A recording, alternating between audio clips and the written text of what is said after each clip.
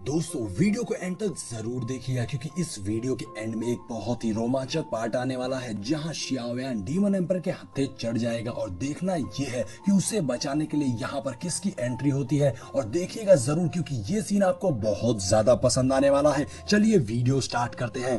Last part में हमने देखा था कि कैसे सारे एल्डर्स मिलके हैनफैंग की टोली से फाइट कर रहे थे और ये फाइट बहुत ही ज्यादा लाजवाब लग रही थी क्योंकि ये बहुत ही हाई लेवल की फाइट थी। अब एपिसोड की स्टार्टिंग में हम देखते हैं एल्डर शू अभी भी उन दोनों नमूनों से लड़ रहे थे जिसमें एल्डर शू उन दोनों पर भारी पड़ रहे थे। अब एल्डर शू मिस्टर गोल्ड को पंच मारकर फिर से नीचे पटक देते हैं जिसके बाद वो उसके भाई को भी उसके पास पहुंचा देते हैं। दरअसल एल्डर शू तेजी से टेलीपोर्ट होकर दूसरे वाले बंदे के पास आकर उसे भी पावरफुल पंच मारकर नीचे पटक देते हैं जिसके बाद एल्डर शू अपने साथ ही एल्डर की मदद करने जाने लगते हैं। लेकिन मिस्टर गोल्ड और सिल्वर फिर से बीच में आ जाते हैं एल्डर शू को रोकने के लिए, जिससे अब एल्डर शू को बहुत ही ज्यादा गुस्सा आ गया था और वो कहते हैं तुम दोनों को क्या लगता है, क्या मैं तुम दोनों को मारने की हिम्मत नहीं कर सकता। जिस पर वो दोनों बंदे कहते हैं बुड्ढे शू, बाकी सब लोग तुम्हारे डाउ जोंग पर होने की रिस्पेक्ट करते होंगे लेकिन हमें तुम्हारा कोई डर नहीं है। ये बोलते साथ ही वो दोनों बंदे कॉम्बिनेशन टेक्निक का इस्तेमाल करते हैं जिससे वो दोनों एक दूसरे में मर्ज होने लगते हैं।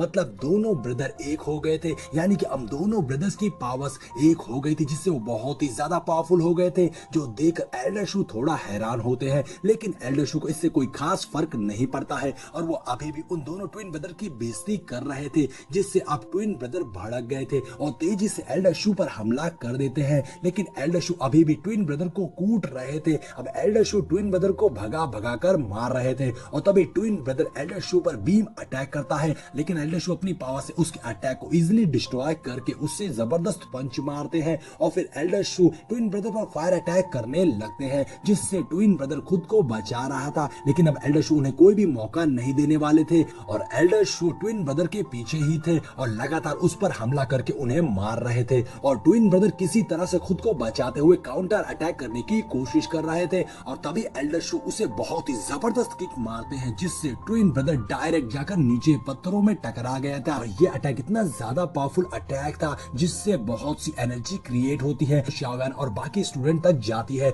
लेकिन इतना मार खाने के बाद भी ट्विन ब्रदर दोबारा से खड़े हो जाते हैं जिससे साफ नजर आ रहा था कि ये कितने ज्यादा जिद्दी हैं और इतनी आसानी से हार मानने वालों में से नहीं है। तभी ट्विन ब्रदर गोल्ड और सिल्वर एक्टिव हेवन टेक्निक का यूज करने लगते हैं जिससे एल्डर शू के चारों ओर एक एनर्जी निकलने लगी थी। दरअसल ट्विन ब्रदर एल्डर शू को एक फॉर्मेशन में कैद कर रहे थे और फॉर्मेशन को सील करने लगते हैं और देखते हैं कि वो फॉर्मेशन चारों ओर से सील हो जाता है और एल्डर शू उसी फॉर्मेशन के अंदर थे। और अब ट्विन ब्रदर हंसते हुए कहते हैं बुड्ढे शू, अब तुम तड़प कर मरोगे और कुछ भी नहीं कर पाओगे। ये बोलते ही ट्विन ब्रदर उस फॉर्मेशन को एक्टिवेट कर देता है जिससे फॉर्मेशन के ऊपर बहुत सारे क्लाउड इकट्ठे हो गए थे जिसमें से जबरदस्त लाइटनिंग हो रही थी जिससे अब उस फॉर्मेशन में बहुत सारी एनर्जी जनरेट हो गई थी। लेकिन एल्डर शू बेखौफ उस फॉर्मेशन के अंदर खड़े थे और उन्हें कोई डर नहीं था वो इस वक्त कितने ज्यादा डेंजरस फॉर्मेशन में है। तभी ट्विन ब्रदर एल्डर शू के ऊपर उस लाइटनिंग को गिराने लगता है और ये सीन बहुत ही ज्यादा खतरनाक लग रहा था जो देखकर शियाओयान भी एल्डर शू के लिए परेशान होने लगता है। तो मास्टर बताते हैं कि गोल्ड और सिल्वर ओरिजिनल ट्विंस ब्रदर हैं। इनकी कंबाइंड बॉडी की स्ट्रेंथ डाउ जोंग लेवल तक रीच कर सकती है लेकिन फिर भी एल्डर शू को कैद कर पाना इन बच्चों की बस की बात नहीं है।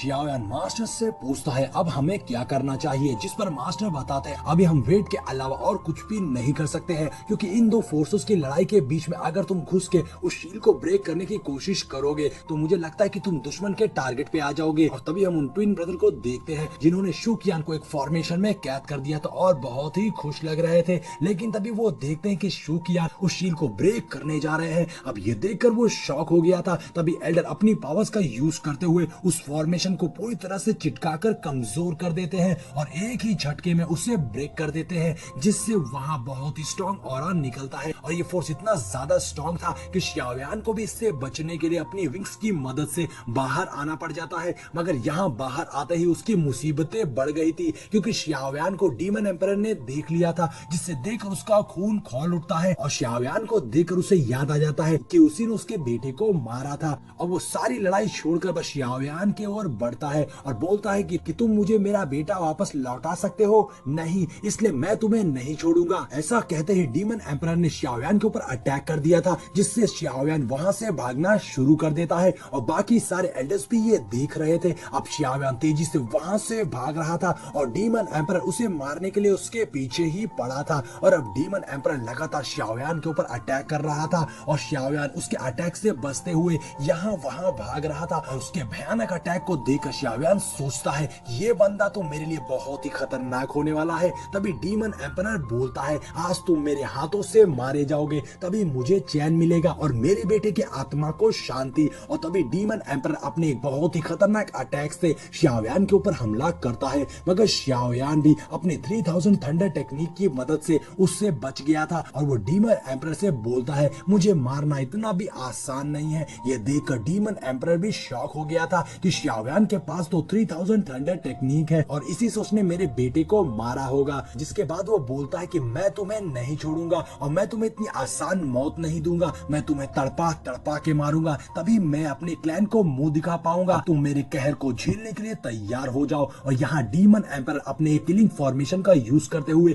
शियाव्यान को उस फॉर्मेशन में कैद कर लेता है। और अब शियाव्यान बुरी तरह से उस फॉर्मेशन में फंस गया था। शियाव्यान सोचता है कि उसे कुछ भी करके जल्द से जल्द उस फॉर्मेशन से बाहर निकलना होगा, नहीं तो मैं इस किलिंग फॉर्मेशन में मारा जाऊंगा। जिसके बाद शियाव्यान अपनी पूरी ताकत लगाकर उसके फॉर्मेशन को डिस्ट्रॉय करने की कोशिश करता है, मगर ये उसके बस में नहीं था। तभी डीमन एम्परर कहता है मेरे किलिंग फॉर्मेशन को तोड़ने की स्ट्रेंथ अभी तुम में नहीं है। और ऐसा कहते हुए उसने अपने डिमोनिक स्पीयर को बाहर निकाल लिया था और शियाव्यान के ऊपर अपना अगला वार करने के लिए बिल्कुल तैयार था। जिससे देखकर शियाव्यान को लगता है अब तो वो गया काम से। अब दूसरी ओर से डीमन एम्परर ने शियाव्यान पे अपने स्पीयर से अटैक कर दिया था, जो तेजी से शियाव्यान की ओर जा रहा था। और यहाँ होती है हमारी छोटी हीरोइन यानी कि जियान की एंट्री, जो डीमन एम्परर के स्पीयर को डाइवर्ट कर देती है और उससे कहती है तुम्हें शर्म आनी चाहिए कि तुम इतने बड़े एम्परर होने के बाद भी एक निहत्थे पर वार कर रहे हो। और उसके अटैक को देखकर लिन शुआ बोलता है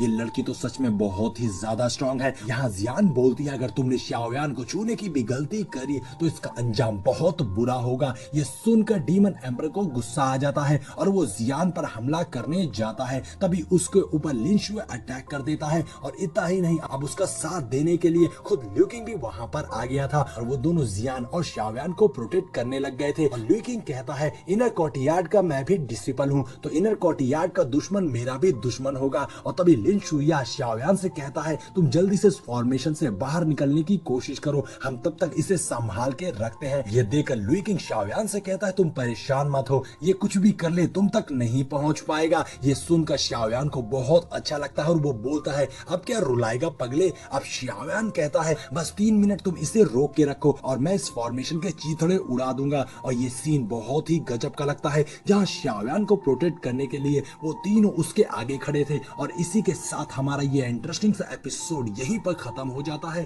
दोस्तों मैं आपको बता दूं कि मैंने अपने सेकंड चैनल पे बहुत ही अच्छी सीरीज एक्सप्लेन करना स्टार्ट कर दिया है, तो इस सीरीज को अगर आप देखना चाहते हैं तो लिंक मैंने डिस्क्रिप्शन में दे दी है, जाकर एक बार चेकआउट जरूर करिएगा। ये सीरीज आपको बहुत ही ज्यादा फनी और इंटरेस्टिंग लगने वाली है।